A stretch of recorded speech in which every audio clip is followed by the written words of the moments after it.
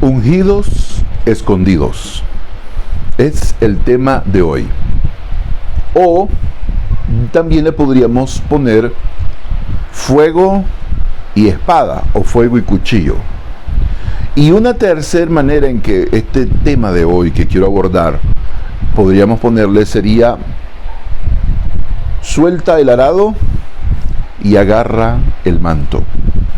Esas serían tres diferentes maneras. Yo quería ponerle de las tres maneras, pero no se podía. Así que mejor le ponemos un título, un subtítulo y un título emergente. ¿Cuáles son? Ungidos escondidos, fuego y espada, o fuego y cuchillo, y suelta el arado y agarra el manto. La lectura de hoy se encuentra en primer libro de Reyes, capítulo 19, en el verso 1. Dice: Acab dio a Jezabel la nueva de todo lo que Elías había hecho y de cómo había matado a espada a todos los profetas. Entonces envió Jezabel a Elías un mensajero, diciendo: Así me hagan los dioses, y aún me añadan, si mañana a estas horas yo no he puesto tu persona como la de uno de ellos. Viendo pues el peligro, se levantó para salvar su vida, y vino a Beerseba, que está en Judá, y dejó allí a su criado. Verso 4. Y él se fue por el desierto un día de camino, y vino y se sentó debajo de un enebro. Y deseando morirse, dijo: Basta ya, oh Jehová, quítame la vida, pues no soy yo mejor que mis padres. Versículo 5. Y echándose debajo del enebro, se quedó dormido. Y aquí luego un ángel le tocó y le dijo: levántate, come. Versículo 11. Él le dijo: sal fuera y ponte en el monte delante de Jehová.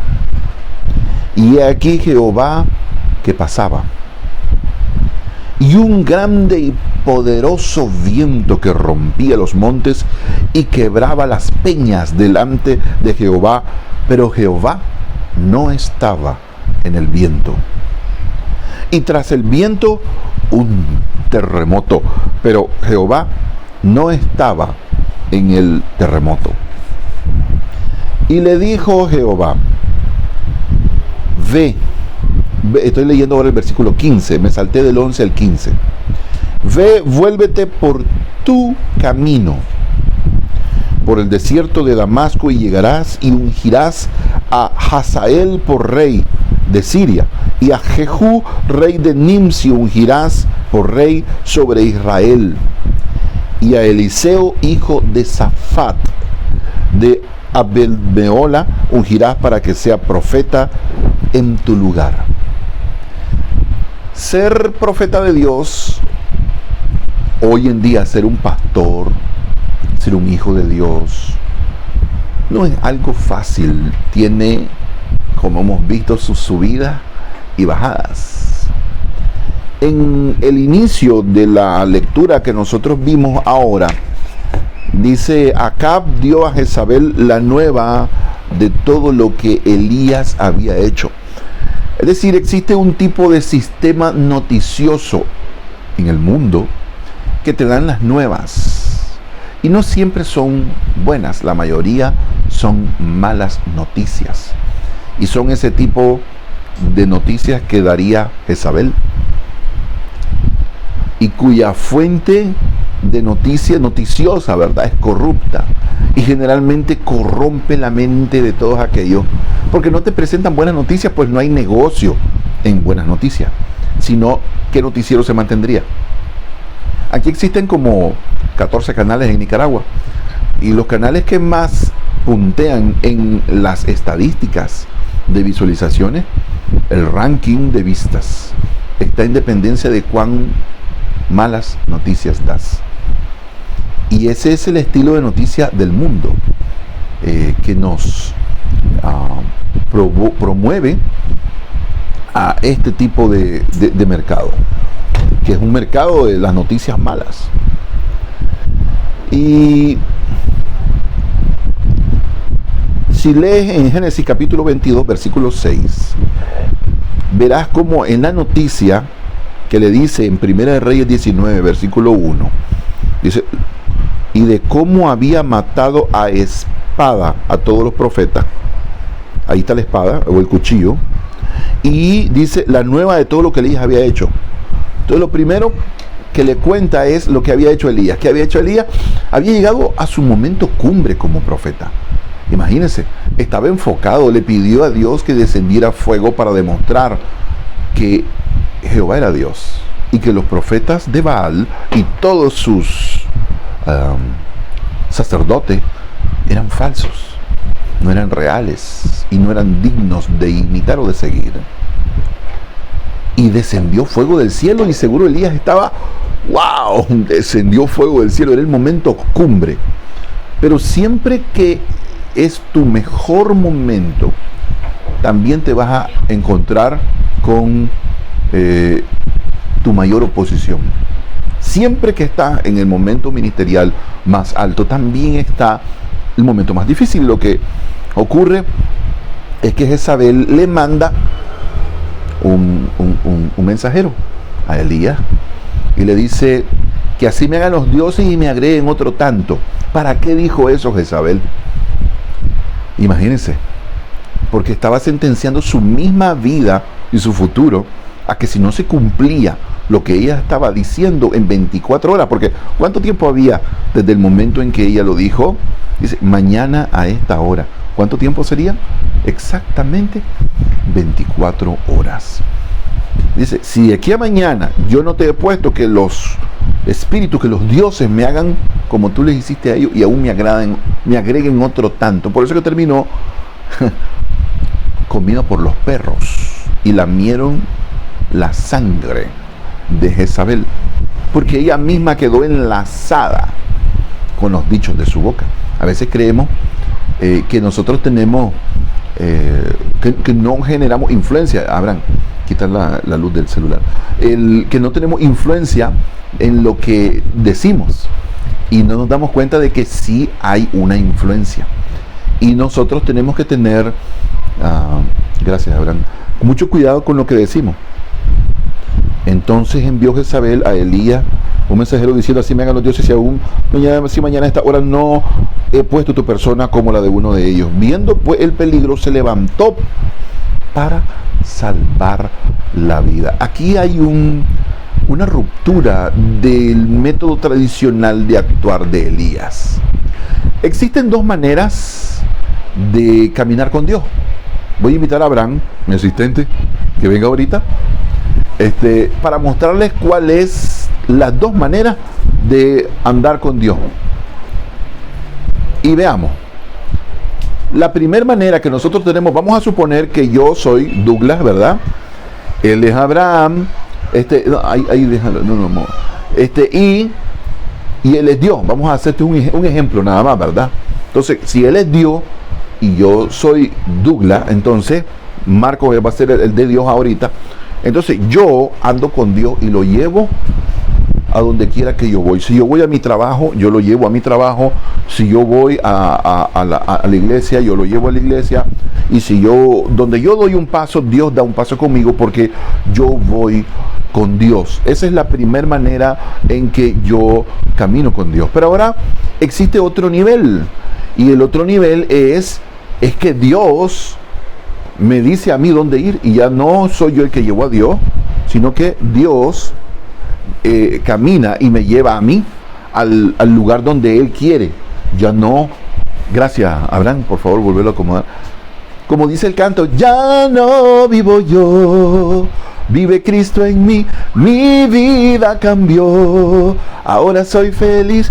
Es decir, lo que ocurre es que comienza Elías a hacer algo sin preguntarle a Dios. Generalmente Elías estaba acostumbrado a que Dios le daba órdenes y él iba ejecutándolas, igual que con Moisés. Pero comienza a Elías a ser un ungido escondido y tiene miedo. Es la primera cosa que él siente. Las palabras lo amenazaron de manera tal que él siente terror, tiene horror.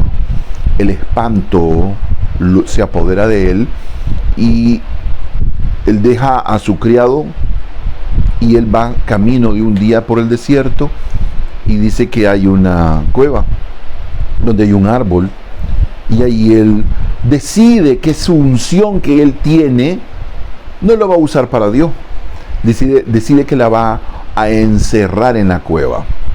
Dice, bueno, yo podría seguir haciendo más milagros, pero decido en este momento no volver a usar mi unción y la voy a guardar, la voy a esconder aquí en esta cueva, donde nadie me ve, donde nadie me escucha, donde nadie puede ser testigo de la grandeza que Dios puede hacer.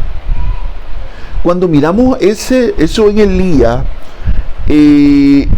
me hace pensar en ese versículo que dice, ya no vivo yo, mas Cristo vive en mí, con Cristo estoy juntamente crucificado. Entonces, si nos ponemos a pensar por un momento, ¿qué significa estar crucificado?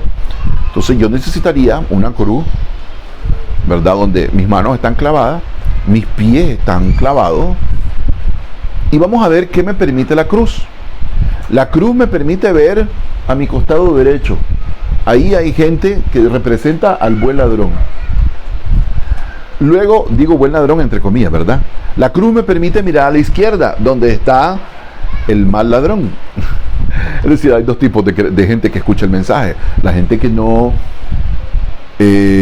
pone obstáculos al mensaje de salvación y deciden aceptarlo. Y la gente que pone obstáculos como el mal ladrón. Y aunque quieren salvarse, no lo hacen de la forma correcta. Se viven quejando, viven hablando de la iglesia, viven hablando de las cosas que se hacen. Entonces nunca para ellos es algo bueno. La cruz me permite, si yo estoy crucificado, la cruz me permite mirar hacia arriba. Eso es el símbolo de que yo busco a Dios, yo miro a Dios, yo dependo de Dios, yo necesito su dirección. Y la cruz me deja mirar hacia abajo, que representa la humildad que necesito tener para andar en la tierra.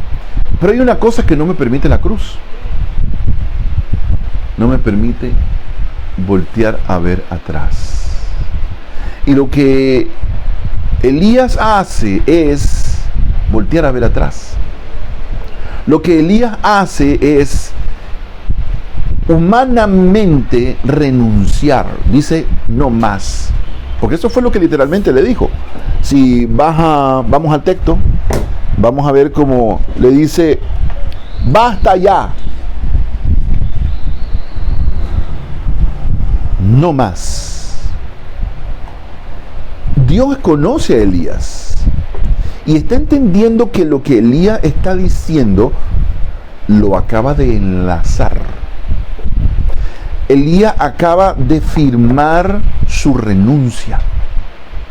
Elías acaba de volver atrás. Y mientras Elías renunciaba o se escondía, mientras Elías huía en la tierra, en el cielo, Dios se movía para reemplazarlo. Dios no admite que nosotros miremos hacia atrás. Recuerden la estatua de sal que se convirtió la esposa de Lot por mirar atrás. Nosotros no agradaremos a Dios y defraudaremos a nuestra alma si miramos hacia atrás. Y a Dios no le gustó. Y le dice Elías a Dios, bueno, Señor, aquí me tienes, yo soy el único que ha quedado. Ya no quedaron profetas de Dios, así que tienes que cuidarme. porque yo soy el único. Déjame explicarte, le dice Dios. Hay 7,000 rodillas que no han doblado, que no se han doblado ni han besado los pies de Baal. Elías se creía el único. Cuando yo me creo que soy el único que puedo hacer algo en la iglesia, y que sin mí la iglesia se cae, sin mí la iglesia no sigue, Dios se ríe. Oye, si no lo haces tú, yo puedo traer a alguien mejor que tú, puedo convertir a un borracho de la calle, llevarlo a los pies de Cristo, a mis pies, dice Dios, y hacerlo mejor que tú. Porque no podemos creernos únicos y que sin nosotros no se pueden hacer las cosas. Elías se creía el único. Tenía un alto concepto de sí mismo, como había logrado tanto ninguno de los profetas. Recuerden que habían escuelas de profetas. Lo sabemos por el transcurso, Abraham, de los sucesos que ocurren después, cuando Elías está a punto de ser sucedido, es decir, elevado, levantado al cielo. Habían escuelas de profetas en cada lugar donde iban. Una escuela de profetas, otra escuela de profetas. Es decir, habían un montón de profetas, de escuelas de profetas. Él creía, sin embargo, que era el único.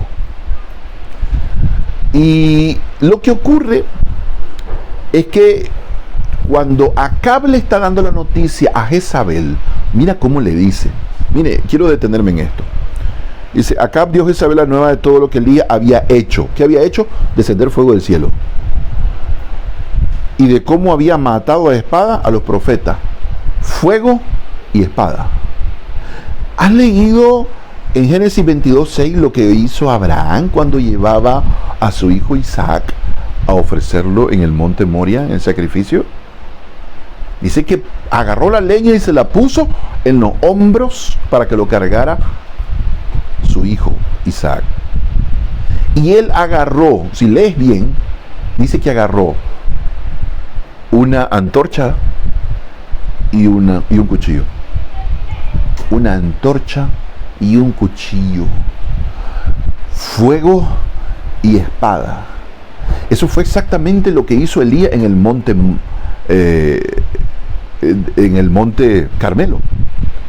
Hizo descender fuego y con la espada mató a los profetas de Baal. A todos. El cristiano debe tener ese fuego encendido, esa llama del amor que en el libro de Apocalipsis Jesucristo se preocupa de hacernos recordar. Pero tengo contra ti una cosa, y es que has dejado tu primer amor.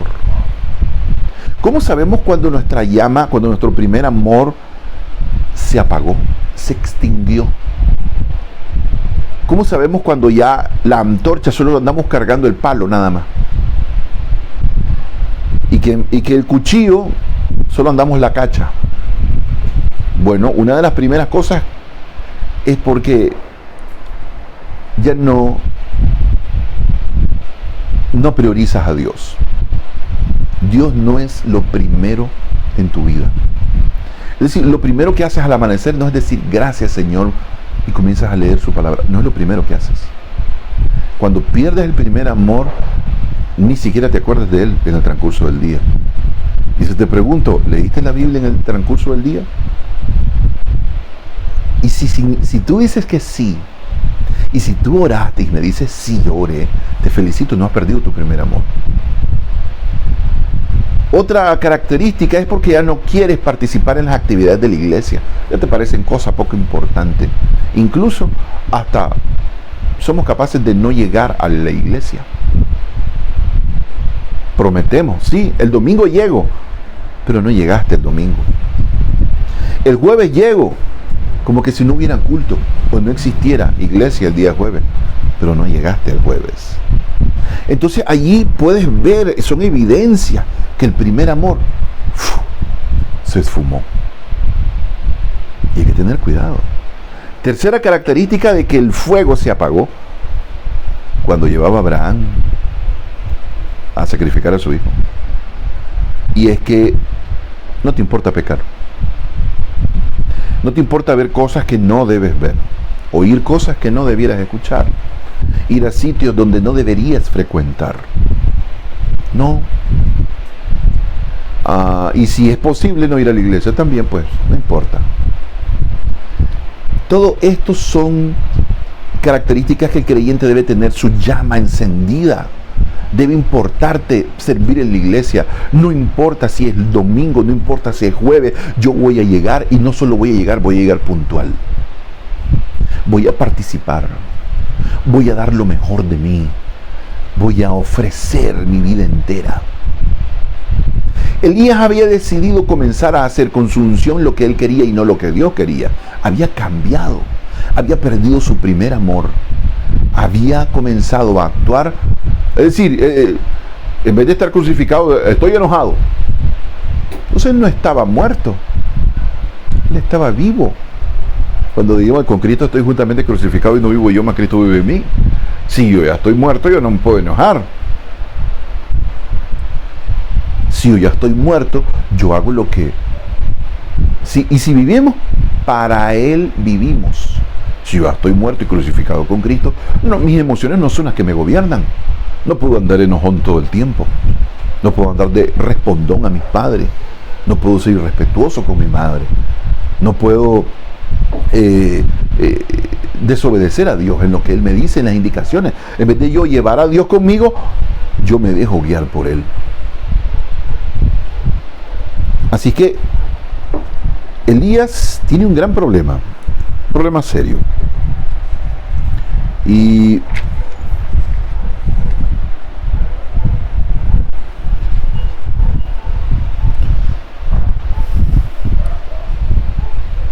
en el ejemplo que yo ponía, mostrábamos una nueva dimensión de cómo andar con Dios.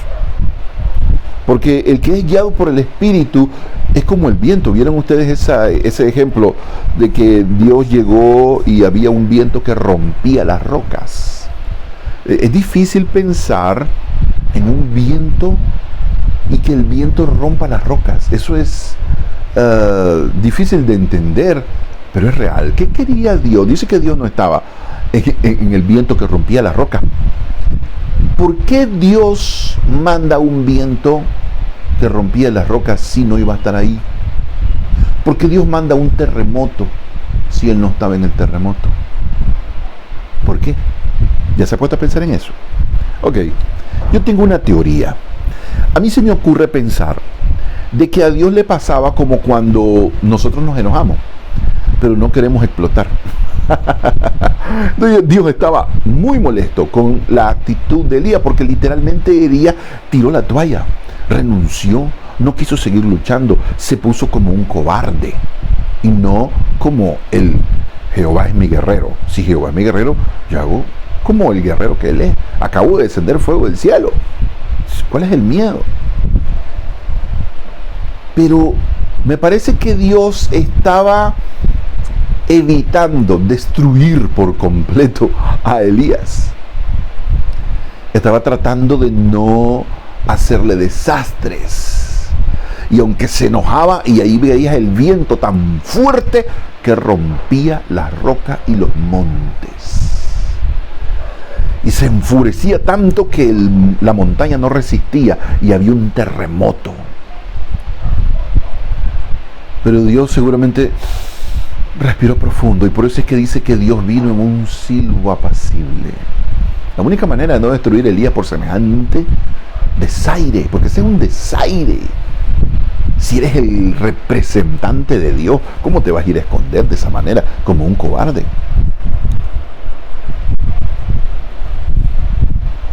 Pero una cosa es segura, y es que a mayor éxito, mayor fuego, mayor ataque. Y le dice la mujer, en 24 horas estás muerto. Oiga lo que dice Jezabel, que me añadan los dioses todavía más si de aquí a mañana yo no te tengo muerto. Pero, ¿qué pasó? Miren qué interesante. El enemigo declara una guerra campal contra Elías y le dice, mañana estás muerto. Pero pasan 24 horas, pasan 72 horas y Elías sigue vivo. Pasa un año y Elías sigue vivo. Pasan 2000 años y Elías sigue vivo. Pasan 5000 años y Elías sigue vivo. Jezabel, ¿qué pasó con tu profecía? Dios estaba tan enojado que decidió redireccionar su enojo para dar una lección eterna a una mujer que dijo una palabra temporal y nos enseña de que lo que el enemigo ha declarado de ti no se cumplirá. Repito, nada de lo que salga de la boca del enemigo se va a cumplir. Vas a vivir de lo que sale de la boca de Dios. ¿Te suena familiar? No solo de pan vivir el hombre, sino de toda palabra que sale de la boca de Dios. Entonces esta es una palabra que te dice, no vas a morir, vas a vivir. Lo que dijo el enemigo de tu futuro, de tu negocio, de tu enfermedad, de tu trabajo o de tu desempleo o empleo o cualquier situación en la que estés pasando, por muy difícil que sea, lo que dijo el enemigo no se cumplirá. Porque tú y yo vivimos de la palabra de Dios. Elías, me voy, dice. Es decir, tiene un 0. Y eso nos recuerda un versículo bíblico que dice, ningún arma forjada contra mí prosperará. Abraham, sabíamos que los herreros agarraban un hierro, lo ponían al fuego y cuando estaba el rojo vivo agarraban un gran mazo y comenzaban a darle forma a una espada, y no siempre las espadas eran hechas de la misma medida, del mismo peso, con el mismo filo o con la misma terminación. Algunas veces tenían unos agudos, otras veces tenían agudos a los dos lados, otras veces eran muy delgaditas, otras veces eran muy grandes, como la espada de Goliat. La variedad de las espadas y de los metales de los que estaban hechas las espadas variaban de un caso a otro. Cuando la Biblia dice, ningún arma forjada contra mí prosperará, significa que el enemigo va a preparar una espada a tu medida. Y esto es peligroso. Y ahí muchos caen, muchos tropezamos, porque está hecha a nuestra medida. Y no estoy predicando solo para usted. Por ejemplo, la razón por la cual yo había decidido dejar de transmitir los cultos de los martes fue porque el diablo puso una espada contra mí, forjada a mi medida. En una transmisión que empecé el día de los muertos, 0 personas conectadas.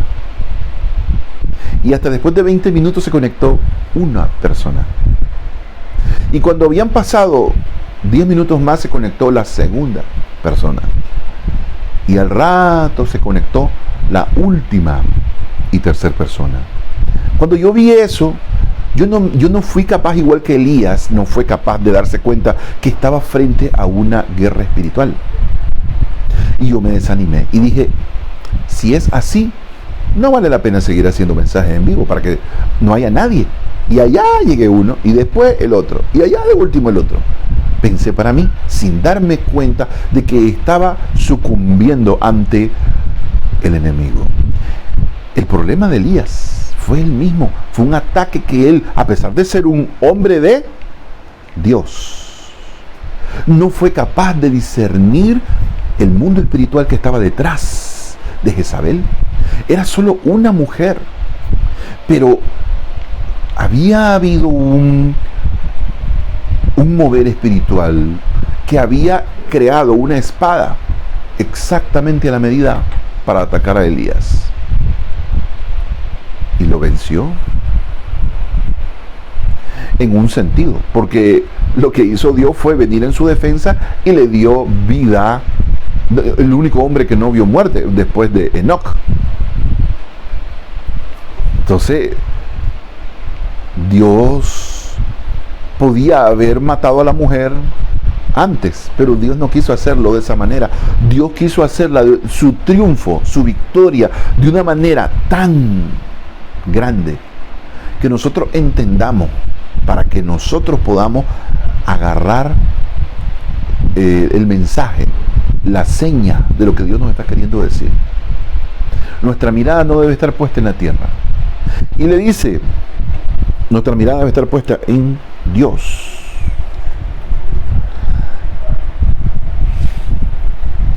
Dios no quiere ungidos escondidos. Elías hacía su voluntad.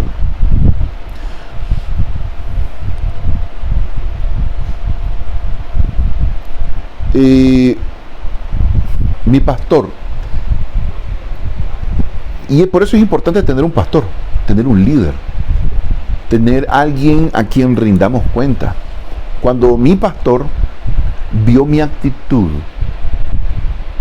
mi pastor es el reverendo Román Castro, que dicho sea de paso, también es mi padre.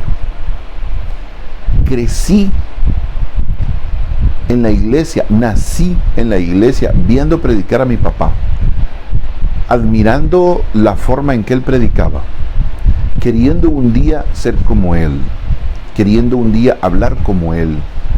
Crecí queriendo tener los mismos estándares de su nivel de vida matrimonial que él tiene. En el momento en que estoy grabando esto, mi padre está vivo y él es mi pastor. Y cuando él vio lo que yo había hecho, que había decidido sucumbirlos, renunciar, huir al mensaje que cada martes, entonces él vino y me llamó, y como un pastor amoroso me dijo: nuestro deber es mantenernos firmes. Y cuando él me dijo eso y me dijo otras cosas, me recordó esta historia, y Dios le dice a Elías: necesito que hagas 3 cositas. Necesito que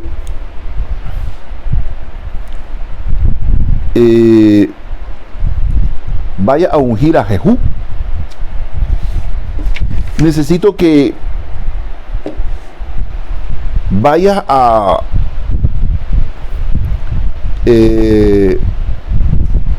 ¿a quién más le dijo? A ver, aquí lo tengo. Dice, vamos a ver dónde está el versículo. Dice: a Hazael por rey de Siria lo vas a ir a ungir. Esa fue una de las tareas. Antes que termines tu trabajo, te voy a dar 3 encomiendas, le dice Dios. La primera es que vaya a ungir a Hazael por rey de Siria. Por cierto, no lo hizo. ¿Se dan cuenta? Elías hacía lo que él quería. Segundo, quiero que vaya a ungir a Jehú, hijo de Nimsi, por rey de Israel. Y a Eliseo, hijo de Safat, de Abel Mejola, ungirá, le dice Elías, para que sea profeta en tu lugar. ¿Para que qué? Ahí es donde Elías se da cuenta de que está a punto de ser reemplazado. Y es más guapo que yo. Y lo interesante es que Eliseo era un agricultor. Lo normal es que si yo contrato un contador y ya lo voy a reemplazar, lo reemplace, ¿por qué? Por otro contador, ¿verdad? Eso es lo normal. Lo normal es que si yo tengo a un gerente que está graduado de administrador de empresas, yo lo normal a Johans es que contrate a quien, Abraham, a un administrador de empresas, con lo que voy a sustituir al administrador de empresas que yo tenía. Entonces, si Elías es un profeta, lo normal es que, habiendo por lo menos 4 escuelas de profetas que sabemos de seguro que habían, era que Dios escogiera un profeta. Pero Dios no escoge a un profeta, Dios escoge a un agricultor. Y nos preguntamos, ¿por qué? ¿Por qué Dios elige a un agricultor? Es decir, el papá de Eliseo, ¿verdad? Era Safat y era agricultor. Y el abuelo de Eliseo era Abel Meola y era agricultor. Entonces, ¿por qué Dios elige a un agricultor para sustituir a un profeta?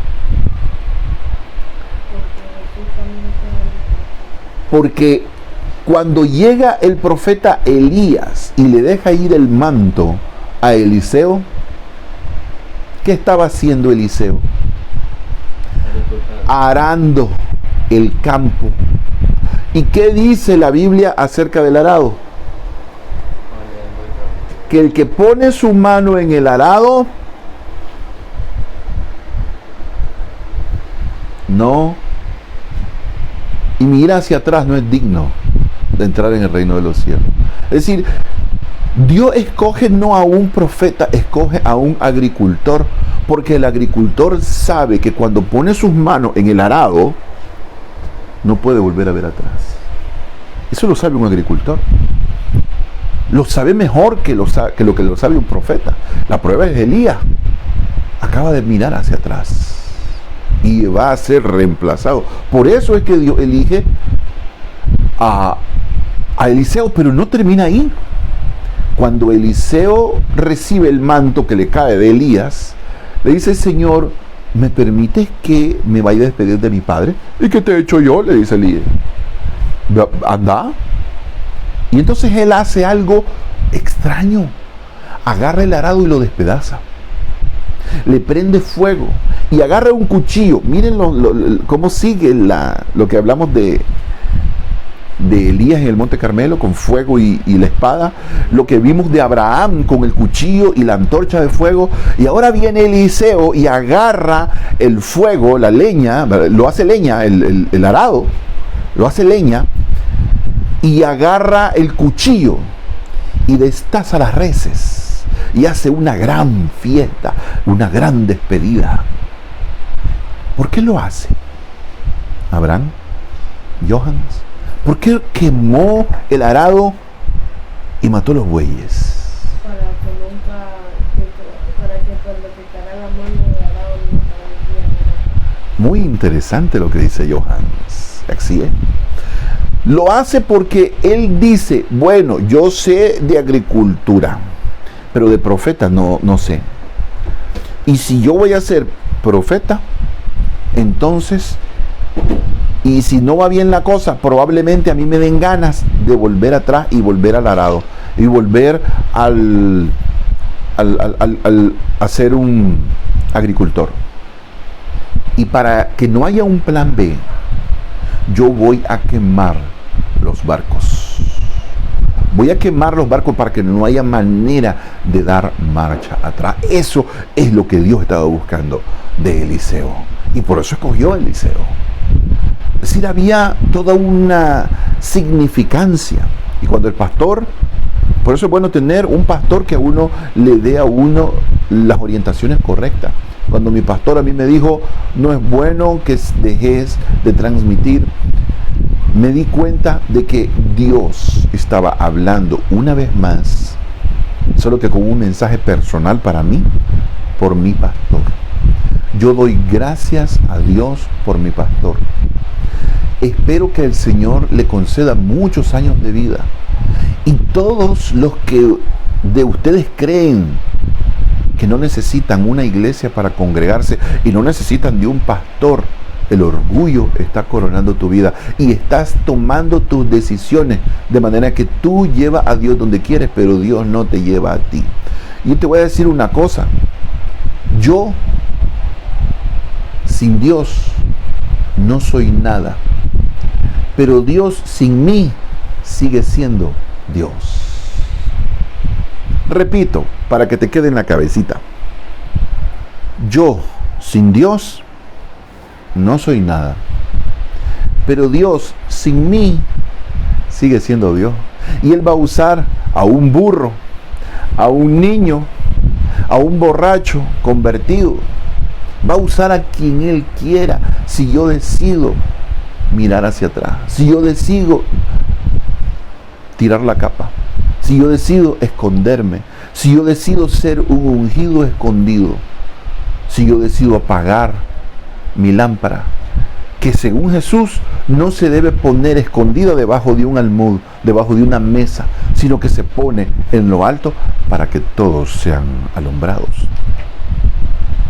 Y esto va para todos aquellos que están a punto de echar pie atrás. No sé cuántos son, pero sí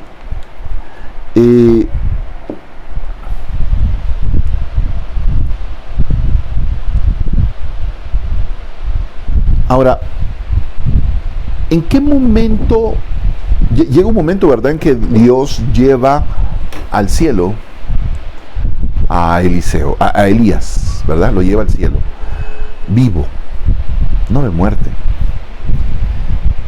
¿En qué momento se le cae el manto? Elías no soltó el manto, a Elías se le cayó. Elías llevaba bien agarrado el manto, pero dice que se le cayó. ¿En qué momento se le cayó?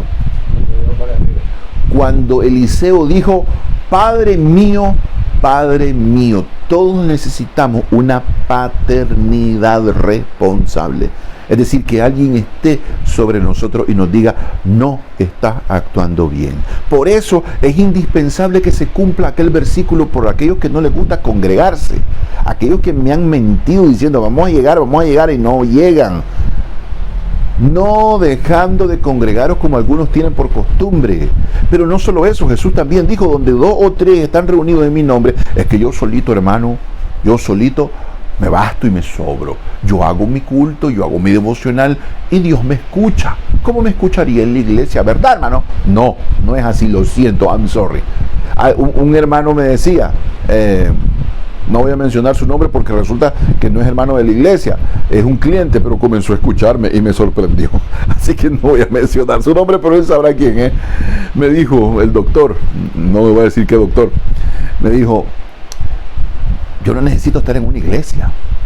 Entonces le digo yo: ¿y qué con lo que dijo Jesús? Donde 2 o 3 están reunidos en mi nombre, ahí estoy yo. ¿Qué quiso decir? ¿Acaso no quiso decir que no hay iglesia con uno solo? Que tiene que haber mínimo 2.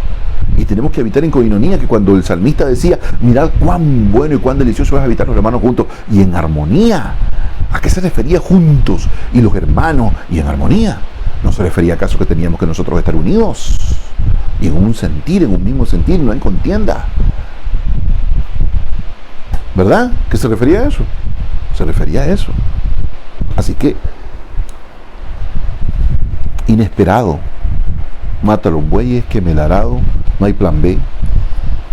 Elías no suelta el manto hasta que él tiene paternidad. Padre mío, Padre mío.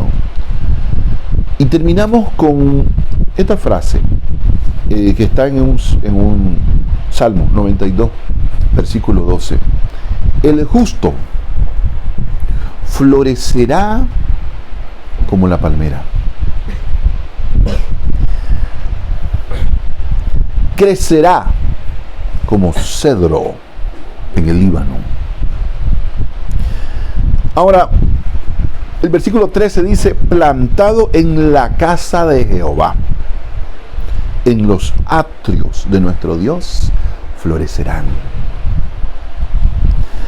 Ahora, existen diferentes tipos de palmeras: palmeras chiquitas, palmeras grandes, palmeras de tallo ancho, palmeras de tallo angosto, palmeras que dan fruto, palmeras que no dan fruto, palmeras de hojas grandes, palmeras de hojas pequeñas, palmeras que son como con cintura, ¿las han visto? Son así gordas abajo, delgadas arriba y vuelven a estar. Pero no se refiere a ninguno de estos tipos de palmeras, que existe más de 2.400. Se refiere a un específico tipo de palmera, y es la palmera que crece en Israel, en Medio Oriente. Cactus ecnaris, esa es la palmera que crece en el Medio Oriente. Es Esa es la razón por la cual cuando Jesús hizo su entrada triunfal en Jerusalén, ¿qué fue lo que pusieron la gente cuando el burro en el que iba montado Jesús, el pollino en el que iba montado Jesús, hizo su entrada en Jerusalén? Palmeras, ¿verdad? Y en las casas de las personas ricas, ¿qué cosa es lo que ponían en la bahía cuando uno entraba? En la entrada, palmeras. Y hoy en las casas de los ricos, en el día de hoy, no solamente allá, sino aquí, ¿qué es lo que pone la gente en la Alameda? Palmeras. Las palmeras es un símbolo de crecimiento, un símbolo de bendición, es un símbolo de estabilidad, es un símbolo de riqueza. Pero hay algo interesante, ¿cómo florece la palmera del Medio Oriente? Resulta que la palmera del Medio Oriente tiene un líquido que no le llega hasta la planta alta, sino que queda en medio y no llega hasta aquí para que florezca. Si el líquido no llega aquí, no florece. ¿Y cuál es la única manera en que florezca? Cuando los vientos vienen y mueven la palmera a la izquierda, el líquido se mueve hacia la planta alta. Y cuando la mueve el viento para el otro lado por otra tormenta, el líquido se mueve de nuevo hacia la planta alta. ¿Y qué ocurre? Florece la palmera. Por eso es que la Biblia dice, el justo florecerá como la palmera. ¿Qué está queriendo decir? Las tormentas que Elías tuvo le hubieran servido para crecer y no para ser derribado, no para huir, no para mirar hacia atrás. Cuando tú sientas viento, entre más fuertes sean los vientos, alégrate, porque vas a florecer. Porque el líquido que está para hacerte florecer se va a ir moviendo a medida en que el viento te incline de derecha a izquierda. El justo florecerá como la palmera. Yo declaro para tu vida de que tú vas a crecer y que si estás teniendo embates en tu vida, si estás teniendo dificultades en tu vida, es porque estás a punto de florecer. Alégrate, regocíjate, estás en el mejor momento de tu vida. Pero no solo eso, dice, y crecerá como cedro en el Líbano. Ahora, en Nicaragua hay cedro. Hace poco hablé con un hombre que quería negociar conmigo para yo promover sus puertas. Y estábamos discutiendo ahí las posibilidades de que eso pasara. Y él me decía que habían puertas de cedro y habían puertas de pino. Y que el cedro era cedro real. Bueno, aquí en Nicaragua conocemos el cedro y el cedro real. También en América del Sur hay otro tipo de cedro. En América del Norte hay otro tipo de cedro. Y en Medio Oriente, pero la Biblia dice el cedro en el Líbano. Es decir, para poder entender cómo crece el cedro en el Líbano, tendríamos que irnos al Líbano y descubrir cómo crece el cedro en el Líbano. Bueno, entonces les voy a explicar cómo crece el cedro en el Líbano. Agarras la semilla y la planta a 1 metro o 2 metros de profundidad. Luego la tapas. Y pasa 1 año y no crece nada. Y pasan 2 años y no sale nada. Y pasan 3 años y no pasa nada. 4 años y no se ve nada afuera. 5 años y la planta no sale. El cedro no nace, no sale afuera. ¿Qué está pasando? Está pasando algo por dentro. Está echando raíces. Y la raíz va buscando agua y mientras la busca se abraza a las rocas. Porque eso le da solidez, le da fuerza para enfrentar lo que vendrá cuando crezca. ¿Y quién es la roca? Cristo. Cristo es la roca. Él abraza la roca y cuando encuentra agua, eso ocurre a los 5 años, cuando ya está bien fuerte la raíz, hasta entonces comienza a surgir y crece en 1 mes lo que crecería en 1 año. En 2 meses lo que crecería en 2 años. Y cuando lo ve, es un árbol enorme en 6 meses. Es decir, el cedro en el Líbano crece de una manera impresionante. Asusta la forma en que crece el cedro en el Líbano. Y a él no le importa si llueve, las condiciones externas. Si llueve o no llueve, él igual crece. ¿Por qué? Porque él no depende de las condiciones externas. Él depende de las condiciones internas. Su raíz ya creció, su raíz ya encontró la fuente de agua, su raíz ya está asegurando que no importa lo que pase afuera, él está creciendo. Por eso dice que los justos crecerán como el cedro en el Líbano. Porque nosotros vamos a crecer y no importa si las noticias vuelven, ya lo hablamos el domingo antepasado, no importa si las noticias son malas y de Guatemala a Guatepeor y de Guatepeor a... no importa, nosotros vamos a crecer, no importa las circunstancias externas a nuestra vida.